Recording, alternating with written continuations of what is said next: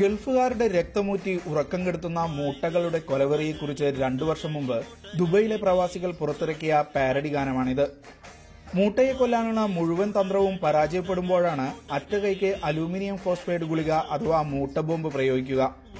വായുവിൽ തുറന്നുവെച്ചാൽ വിഷവാതകം പുറത്തുവിടുന്ന രാസവസ്തുവാണിത്.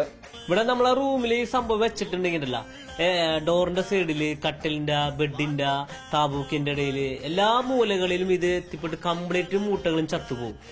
ഗുളിക മുറിയിൽ വെച്ചിട്ടുണ്ടെന്നറിയാതെ കിടന്നുറങ്ങുന്നവർ വിഷവാതകം ശ്വസിച്ച് മരിച്ച സംഭവങ്ങളാണ് ഇത് നിരോധിക്കാൻ സർക്കാരിനെ പ്രേരിപ്പിക്കുന്നത്. നേരത്തെ നിരോധനം നിലനിൽക്കുന്ന ദുബൈയിൽ കഴിഞ്ഞ ദിവസം വീണ്ടും മരണം റിപ്പോർട്ട് ചെയ്തു. അലൂമിനിയം ഫോസ്ഫേറ്റ് താമസ സ്ഥലങ്ങളിൽ പ്രയോഗിക്കുന്നത് മസ്കത്ത് മുനിസിപ്പാലിറ്റിയും കർശനമായി വിലക്കുന്നു. എന്നാൽ ചെറുസുഷിരങ്ങളിൽ പോലും മുട്ടയിട്ട് പെരുകുന്ന മൂട്ടകളെ വേരോടെ നശിപ്പിക്കാൻ മറ്റു കീടനാശിനികൾ പരാജയപ്പെടുമ്പോൾ എന്താണ് പോംവഴി എന്നതാണ് പ്രശ്നം. ചോര നീരാക്കി പണിയെടുക്കുന്നവരാണ് പ്രവാസികൾ. ബാക്കിയുള്ള ചോര മൂട്ട കുടിച്ചു പോകാതിരിക്കാൻ ബദൽ കീടനാശിനികൾ അന്വേഷിക്കുകയാണ് പ്രവാസ ലോകം. Shino Shamsuddin, media 1, Muscat.